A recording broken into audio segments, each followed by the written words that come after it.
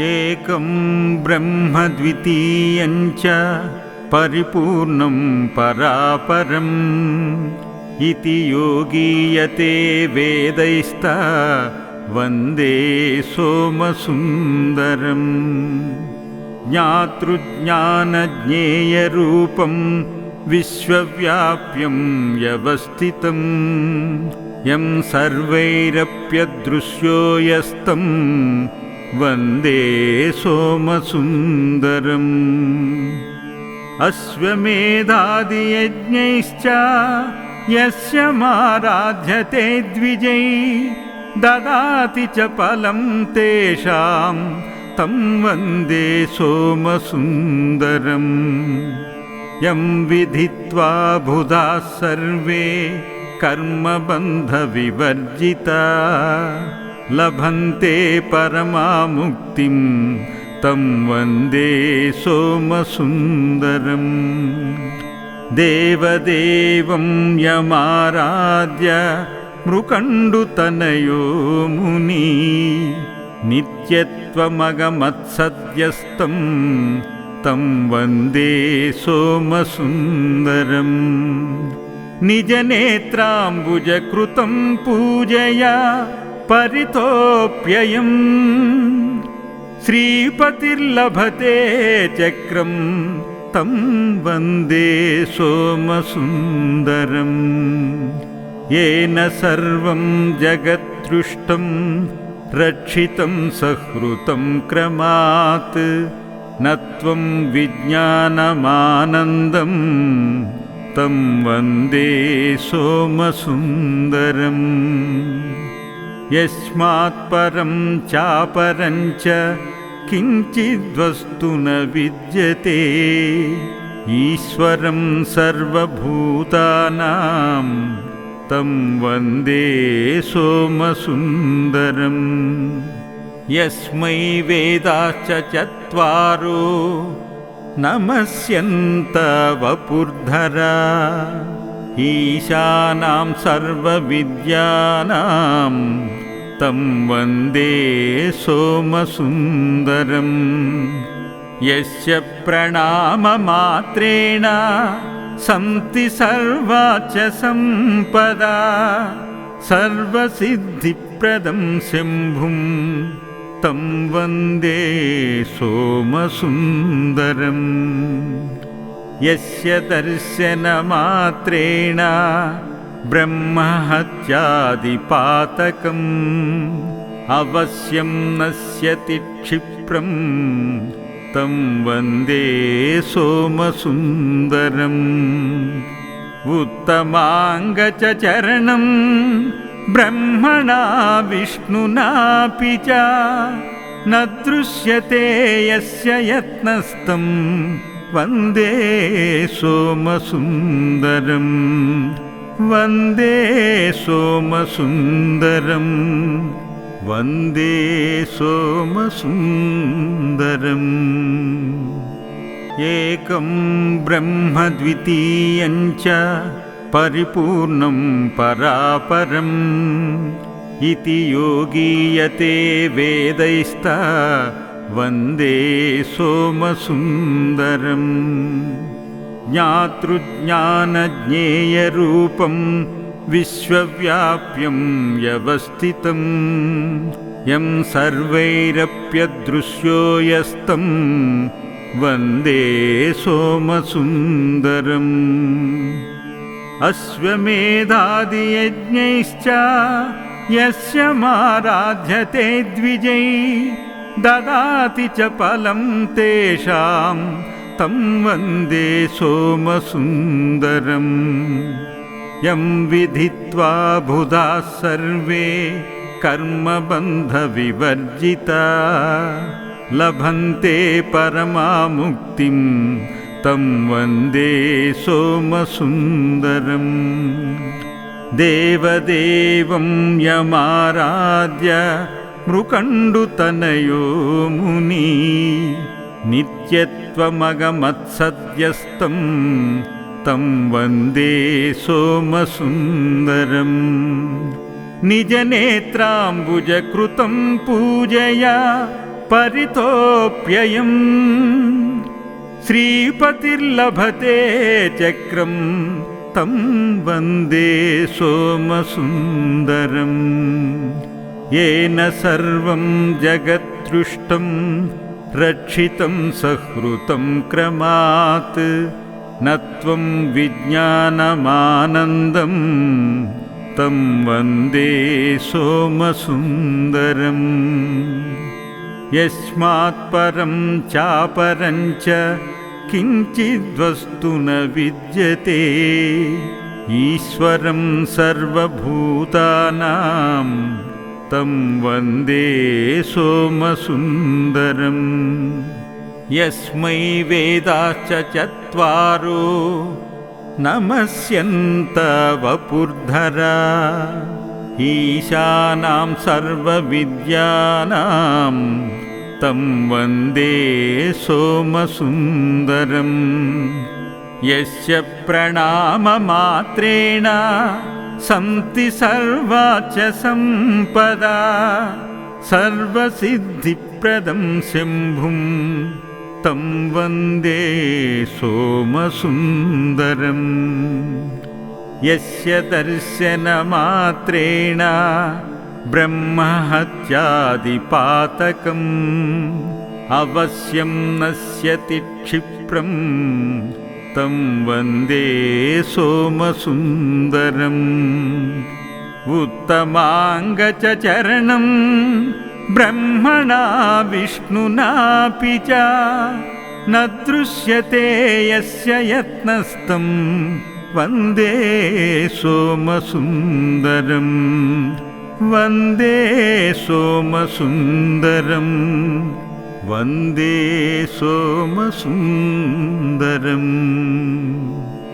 एकं ब्रह्म द्वितीयं च परिपूर्णं परापरम् इति योगीयते वेदैस्ता वन्दे सोमसुन्दरम् ज्ञातृज्ञानज्ञेयरूपं विश्वव्याप्यं व्यवस्थितं यं सर्वैरप्यदृश्यो यस्तं वन्दे सोमसुन्दरम् अश्वमेधादियज्ञैश्च यस्य माराध्यते द्विजै ददाति च फलं तेषां तं वन्दे सोमसुन्दरम् यं विधित्वा बुधाः सर्वे कर्मबन्धविवर्जिता लभन्ते परमामुक्तिं तं वन्दे सोमसुन्दरम् देवदेवं यमाराध्य मृकण्डुतनयो मुनि नित्यत्वमगमत्सद्यस्तं तं वन्दे सोमसुन्दरम् निजनेत्राम्बुजकृतं पूजया परितोऽप्ययम् श्रीपतिर्लभते चक्रं तं वन्दे सोमसुन्दरम् येन सर्वं जगत्तृष्टं रक्षितं सहृतं क्रमात् न त्वं विज्ञानमानन्दं तं वन्दे सोमसुन्दरम् यस्मात् परं चापरं च किञ्चिद्वस्तु न विद्यते ईश्वरं सर्वभूतानां तं वन्दे सोमसुन्दरम् यस्मै वेदाश्च चत्वारो नमस्यन्त वपुर्धरा ईशानां सर्वविद्यानां तं वन्दे सोमसुन्दरम् यस्य प्रणाममात्रेण सन्ति सर्वाच सम्पदा सर्वसिद्धिप्रदं शम्भुं तं वन्दे सोमसुन्दरम् यस्य दर्शनमात्रेण ब्रह्महत्यादिपातकम् अवश्यं नश्यति क्षिप्रं तं वन्दे सोमसुन्दरम् उत्तमाङ्गचरणं ब्रह्मणा विष्णुनापि च न दृश्यते यस्य यत्नस्तं वन्दे सोमसुन्दरम् वन्दे सोमसुन्दरम् वन्दे सोमसुन्दरम् एकं ब्रह्म द्वितीयं च परिपूर्णं परापरम् इति योगीयते वेदैस्ता वन्दे सोमसुन्दरम् ज्ञातृज्ञानज्ञेयरूपं विश्वव्याप्यं व्यवस्थितं यं सर्वैरप्यदृश्यो यस्तं वन्दे सोमसुन्दरम् अश्वमेधादियज्ञैश्च यस्य माराध्यते द्विजै ददाति च फलं तेषां तं वन्दे सोमसुन्दरम् यं विधित्वा बुधाः सर्वे कर्मबन्धविवर्जिता लभन्ते परमामुक्तिं तं वन्दे सोमसुन्दरम् देवदेवं यमाराध्य मृकण्डुतनयो मुनि नित्यत्वमगमत्सद्यस्तं तं वन्दे सोमसुन्दरम् निजनेत्राम्बुजकृतं पूजया परितोऽप्ययम् श्रीपतिर्लभते चक्रं तं वन्दे सोमसुन्दरम् येन सर्वं जगत्सृष्टं रक्षितं सहृतं क्रमात् न त्वं विज्ञानमानन्दं तं वन्दे सोमसुन्दरम् यस्मात् परं चापरं च किञ्चिद्वस्तु न विद्यते ईश्वरं सर्वभूतानां तं वन्दे सोमसुन्दरम् यस्मै वेदाश्च चत्वारो नमस्यन्त वपुर्धरा ईशानां सर्वविद्यानां तं वन्दे सोमसुन्दरम् यस्य प्रणाममात्रेण सन्ति सर्वाच सम्पदा सर्वसिद्धिप्रदं शम्भुं तं वन्दे सोमसुन्दरम् यस्य दर्शनमात्रेण ब्रह्महत्यादिपातकम् अवश्यं नश्यति क्षिप्रं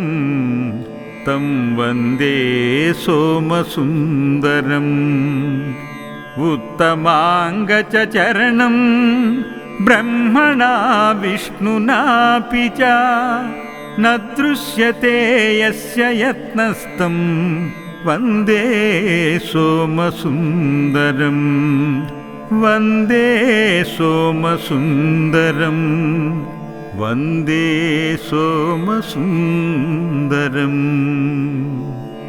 एकं ब्रह्म द्वितीयं च परिपूर्णं परापरम् इति योगीयते वेदैस्ता वन्दे सोमसुन्दरम् ज्ञातृज्ञानज्ञेयरूपं विश्वव्याप्यं व्यवस्थितं यं सर्वैरप्यदृश्यो यस्तं वन्दे सोमसुन्दरम् अश्वमेधादियज्ञैश्च यस्य माराध्यते द्विजै ददाति च फलं तेषां तं वन्दे सोमसुन्दरम् यं विधित्वा बुधाः सर्वे कर्मबन्धविवर्जिता लभन्ते परमामुक्तिं तं वन्दे सोमसुन्दरम् देवदेवं यमाराध्य मृकण्डुतनयो मुनि नित्यत्वमगमत्सद्यस्तं तं वन्दे सोमसुन्दरम् निजनेत्राम्बुजकृतं पूजया परितोऽप्ययम् श्रीपतिर्लभते चक्रं तं वन्दे सोमसुन्दरम् येन सर्वं जगत्सृष्टं रक्षितं सहृतं क्रमात् न त्वं विज्ञानमानन्दं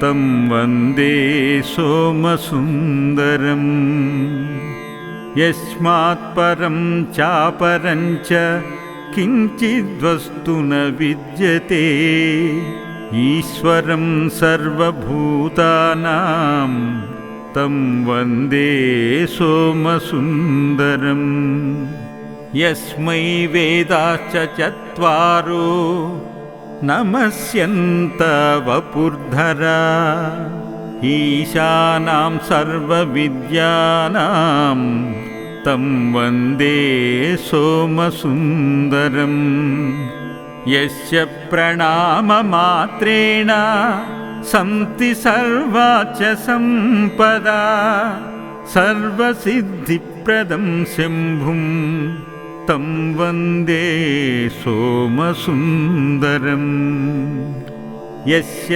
दर्शनमात्रेण ब्रह्महत्यादिपातकम् अवश्यं नश्यति क्षिप्रं तं वन्दे सोमसुन्दरम् उत्तमाङ्गचरणं ब्रह्मणा विष्णुनापि च न दृश्यते यस्य यत्नस्तं वन्दे सोमसुन्दरम् वन्दे सोमसुन्दरम् वन्दे सोमसुन्दरम्